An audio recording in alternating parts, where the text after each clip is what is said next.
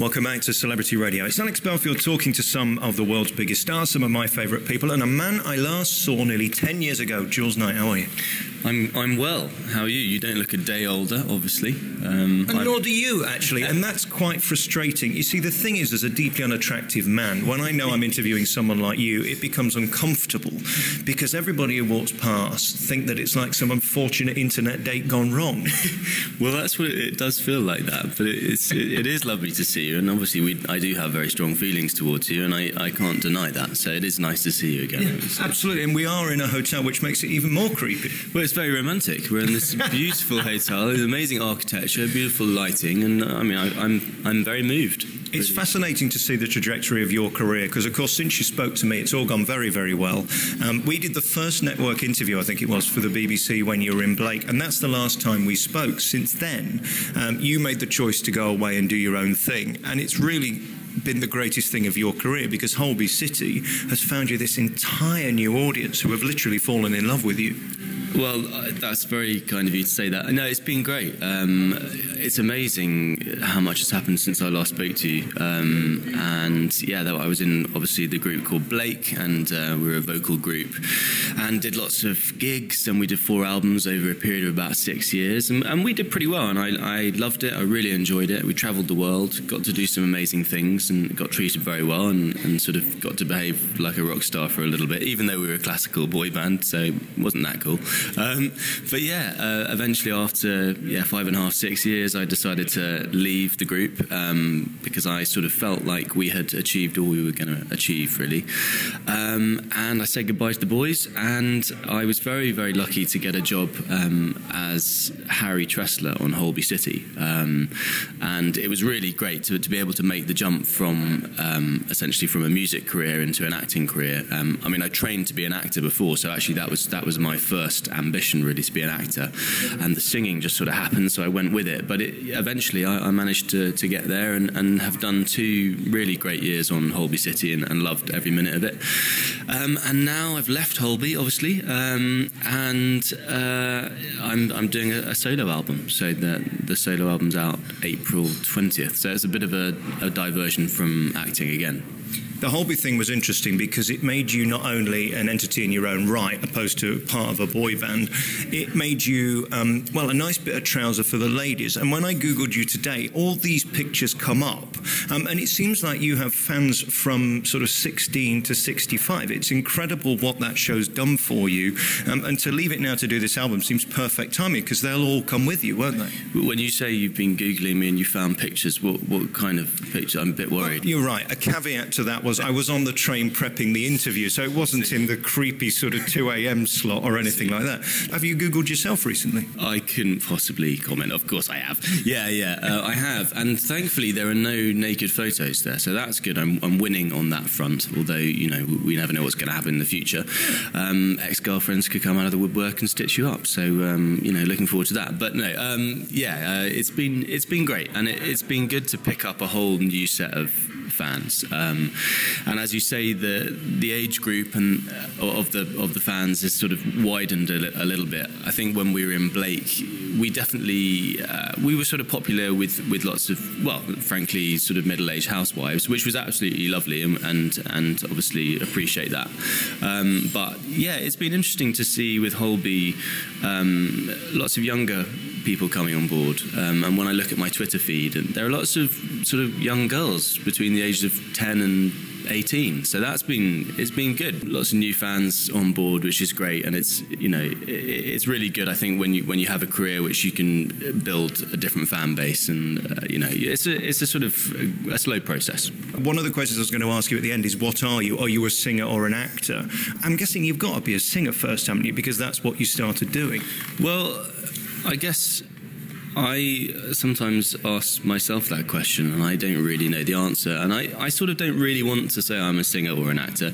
I really am both, and I've loved acting ever since I was about 7 years old, and I used to stand in front of the TV pretending to be Basil Fawlty from Fawlty Towers and doing impressions of you know, Blackadder and all that kind of stuff. Okay, I have to interrupt now and ask you to do the impression, if you could, of Basil Fawlty, if you wouldn't mind. Right, that's it, fine. that kind of thing. I'm not gonna. I'll give you that. Alex, we're in a hotel. You know, there are people around here. Security have been called. So people are looking at me funnily. Okay, right. No, it's yeah. So I suppose in a way, my first love was acting, really, and I used to love watching TV and comedy and films, and that's always been a passion of mine. So, but then of course, yeah, singing has been a huge part of my life. I was a chorister from the age of 7 at Winchester Cathedral, and so I had a very kind of strict musical training from the age of 7 to the age of about 18, and singing has obviously, yeah, been a major thing in my life so far. So it's both, really. What's that life like as a choir boy? It doesn't sound a great deal of fun. It sounds like an awful lot of discipline. Have I got that wrong? No, it's true. It was pretty strict. I suppose I feel a little hard done by, because I feel like I was sort of working from a very young age, and yeah, I was at boarding school, and, you know, not to kind of play the violin, but I did wake up at school on Christmas Day for 6 years, and all the other kids had gone home 2 weeks earlier, and all the choristers had to stay on to sing all the services in the cathedral up until Christmas Day, and then on Christmas Day I went home and I opened my stocking in the car on the way home, which is about a 2.5 hour drive.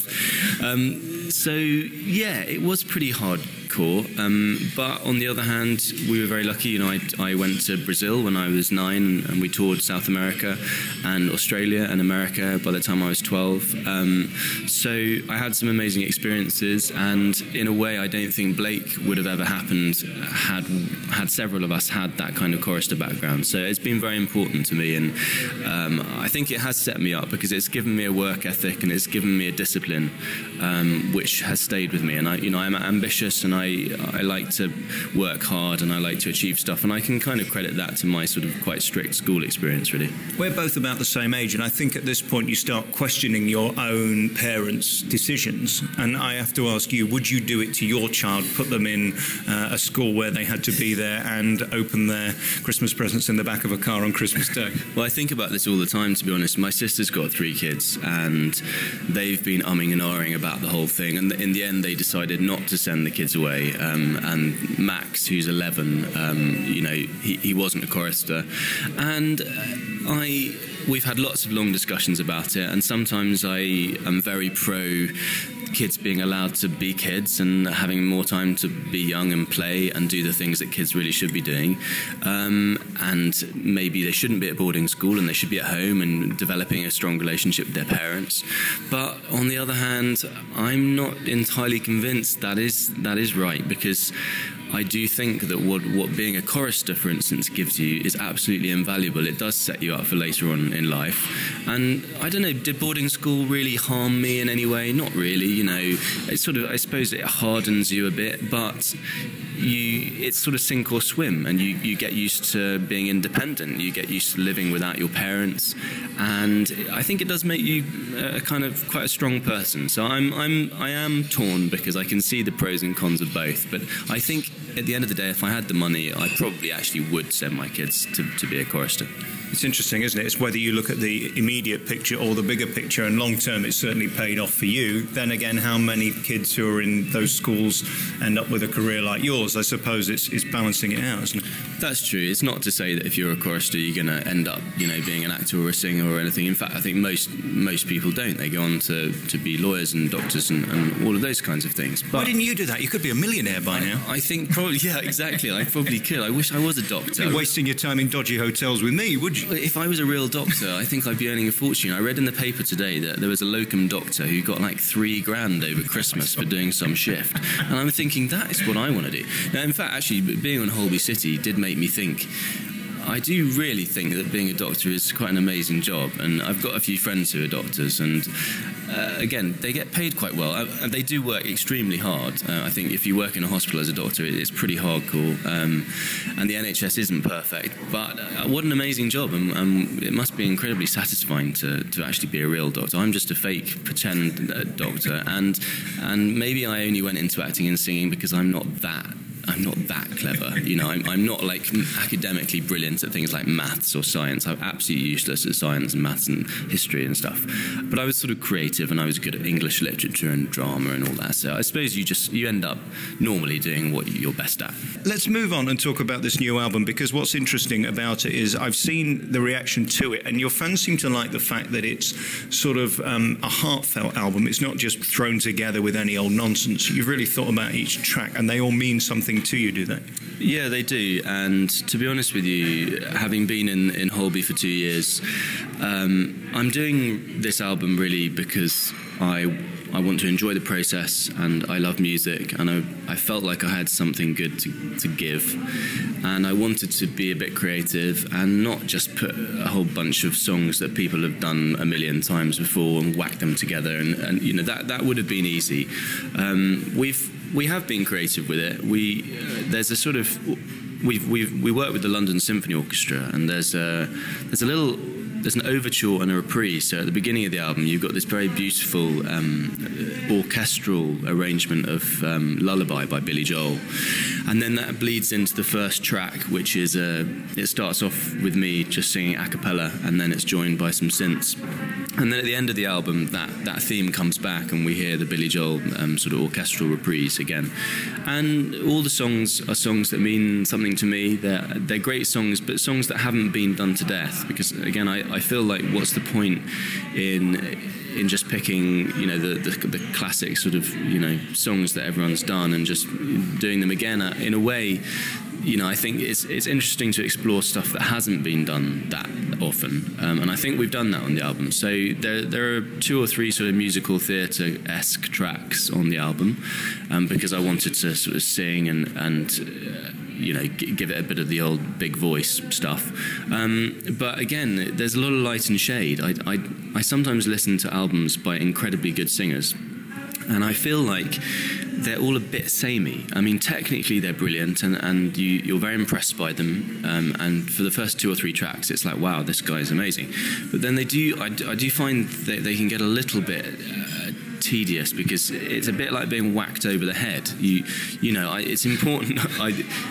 It's important to have light and shade, and having studied history of art at university, I'm a big fan of that. I think it's, you know, to have some sensitive stuff and some slow stuff and emotional stuff, and to show a little bit of vulnerability in the voice, I think is more interesting than just doing 10 massive tracks. It is. I was listening to an interview with Billy Joel actually the other day, and it's interesting what you say about the classical stuff, because he wishes he'd have been best known for that. He thinks the pop stuff is more or less rubbish, and actually his classical writing, which Lullaby was, is his better stuff. And it's interesting, isn't it, how as an artist you can't decide which market is going to take off for you. And I suppose for you right now, a natural step would probably be musical theatre. Is that something you'd want, or have you got a direction you want to go in? Yeah, well, firstly, again, just going back to that idea of the album, we could have made a deeply sort of commercial album that we had made purely just because we thought it was going to sell, because people look on the back of the album, they see the songs they know, and they go, oh great, I'm going to buy this. But we didn't really, because frankly I'm not doing this for money. I'm doing this because I want to make an album that I think is good, and I think other people will think the same. It's not, you know, it's a sort of cerebral album in the fact that people have to maybe think a little bit. It's not the most obvious album, so I'm proud of what we've done with it, and I didn't want to just sort of do the easy route. And yeah, talking about musical theatre, I am really interested in doing musical theatre. It's got to be the right part, because my voice isn't suited to some of the stuff. I haven't actually got like a really high tenor voice. I've got a sort of light voice, and it's sort of, as I say, it's got light and shades. But so some of the things that come on aren't really suitable, because it's just not within my sort of vocal range. What about a giraffe in The Lion King, something like that? In the first few minutes of that, I have to admit, ashamedly, I shed a tear when the animals came down. Don't give it away. Don't give it away. Oh, sorry for it. Only 1 billion people have seen it so far. Yeah, no one's seen it. No, it's a great show. So no, I mean, I'm definitely interested, and there's so much great stuff being made. There's a new show coming on soon called Kinky Boots, which apparently has been a massive success on Broadway. So there's a lot of new stuff being made, and every now and again there's a hit. So yeah, I'm definitely interested. Maybe on Broadway. I'd like to go to America. Yeah, and that is a place where I think they'd appreciate you, because your look, which I think people fell in love with through Holby more than through Blake, because you had bigger exposure, certainly did you no harm. That feeling of being attractive, something I've never felt. Come now. What is that like when the phone rings and agents want you to do shoots for this and magazines for that? Because let's face it, you know, the likes of me and Michael Ball aren't getting those. I love Michael Ball. No, I love him too, but you take my point. Yeah, well, I suppose it's very flattering that people sort of say, "Oh, you're the heartthrob," and you know, people have come up with Dr. Love is how they phrased you in the Holby City, wasn't it? Yeah, Dr. Love, which is slightly embarrassing. Inappropriate. Yes, slightly inappropriate. No, it's lovely, but you know, you can't take it too seriously. Frankly, I'm not David Gandy. I look all right, but I'm not a model. And I suppose there's always the danger that people, you know, you don't really like the idea that you're being hired just because you look all right. Do you know what I mean? And I think any critics out there would say, "Oh, he only got the job because he's a nice looking bloke or whatever." So I would hate that to be the case, because I feel like there's so much more to life than that, and looks are really not everything at all. So I'd like to be respected as a singer and as an actor for being good at those things, rather than just some bloke who looks good. I think you'd be gone by now, wouldn't you? You couldn't pull it off for this long. I mean, to have a longevity in a career can't just be about the aesthetics. People get bored with that within 5 minutes.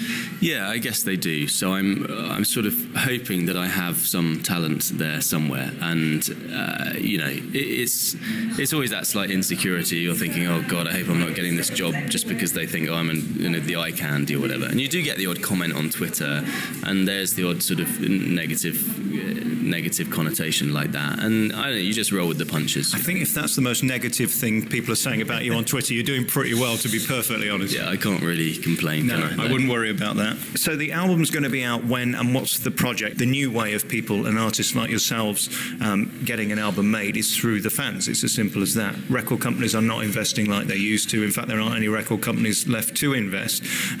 So your fans have literally made this possible. Is that right? Yeah, Pledge Music is a website. I guess it's been going a few years now, but people are starting to learn about it, and I think it's quite a good way of doing it nowadays, because it does connect you to the people who are actually buying the album. And I've always sort of said there's this sort of disconnect normally. If you're with a major label, you have this big marketing budget, you have TV ads, you make an album, you don't have much creative control, and you basically whack it on TV, you do all the TV interviews and performances and radio stuff, and you hope that the fans are going to go, "Oh, who are these guys?" or "Who's this guy?" and they're going to buy the product. Pledge is a little bit different. Pledge is it's a sort of modern day way of becoming more connected with the fans, and so you basically allow people who pledge behind the scenes access. So you do lots of video diaries, you do updates, you post photos of the album making process. How much access do they actually get? Well, it depends how much they pay, Alex. They get to be a little bit more connected to you, and they feel closer to the whole process. They feel like they're actually learning about how you make an album, and they're sort of hearing about your feelings and emotions during that whole process. And it is a bit, it can be a bit of a roller coaster of emotions, because it's quite a stressful thing making an album. And do you mind giving that much of yourself? I don't mind so much. I mean, I think it is a nice way of giving the fans a glimpse of the reality of what it takes to make an album, and how it's not always easy. I mean, for instance, I was ill for 3.5 weeks in the middle of making this album, and it was stressful, and I was a bit down, and I was a bit pissed off, and it was tricky. So the few of my updates were like, "Wow, this is pretty unfortunate, and I'm making an album, and the time's ticking, and the money is being spent," and it was stressful. And I hope that allowed the fans to sort of see a glimpse of the real me, and get to know me a little bit better. And of course it does, works for the artist, because in return for this access, the fans are pledging for things like, let's say, afternoon tea or personal training session or whatever, and that in turn, the money that they're paying for that is in turn helping to fund the album making process. So I think it's a sort of give and take thing, and it works both ways. So when you don't sound like you in the morning and you've got a concert or you've got to go into the studio and record something, what do you do? I imagine that's the most terrifying thing in the world, that your throat's not there, the voice is gone, and you've still got to do it. Yeah, I mean, to be honest, it was bad enough when I was in Blake, and there were 3 other guys who, in a way, they can sort of cover in a concert situation. If one person's feeling a bit dodgy, you know, you're going to be okay. You can. There are various ways of covering that with 3 other vocals. But as a solo artist, I've already noticed that the pressure is much higher. It's just you. If you have a bad voice, you know, I had sinusitis. I had this cold and it turned into sinusitis, and I realised, I tried singing and I was like, oh God, it sounds terrible, because of course, you know, your sinuses are where you make a lot of the sound when you're singing. And I was thinking, what the hell am I going to do? I mean, it's just me, and money is being spent, and studio time is being booked, and musicians are being booked, and so, you know, it is tricky. And I now understand why artists take out big insurance when they do concerts and when they do tours, because if you're ill, there's actually nothing you can do about it. If you can't sing, you can't sing, and sometimes singing makes it even worse, so you just literally have to stop and you have to rest. So yeah, I have noticed there's a big difference in the pressure stakes. And as to whether I'll go on to do live gigs, I'm not sure really. It depends if people buy the album. If they buy the album, then there's obviously a market for it, and we'll go out there and we'll do some gigs. And if they don't, then I'll go and do something else. Listen, it's always nice seeing you, and we wish you all the best. So the new album, let's do the big plug then, is called Change of Heart. It's going to be out when? April 20th, and it's definitely on Amazon. You can get it on the website pledgemusic.com/Jules Knight, and I think it'll be in HMV and a few other places as well. This album is for people who love music. There is quite a lot of variation on it. It's a sort of journey through musical genres, and so if you like musical theatre, there are 2 or 3 tracks that will definitely appeal to you, and if you like stuff like Billy Joel, Peter Gabriel, and you know, that kind of soft poppy type vibe, then there's some of that there as well. So I think if you like music and you have an open mind and you like singing, then you should like the album. For you, is this the dream now? I mean, you've obviously made it with Blake in the boy band. That was the success for what it was, 4 albums, top of the charts, and then a Holby. Well, it doesn't get much bigger than that for the huge demographic of people. I mean, it's not bad at 33 to have achieved what you have. Is it terrifying to think you've probably got that again in your career to go? Because you can't stop now, can you? No, I mean, I feel like I've done pretty well, and I'm very thankful for all the opportunities that I've had, and it's great to also have been able to do not just one thing, not just singing, but also to be doing acting as well, and not everyone gets the opportunity to do that, so I'm very thankful for that.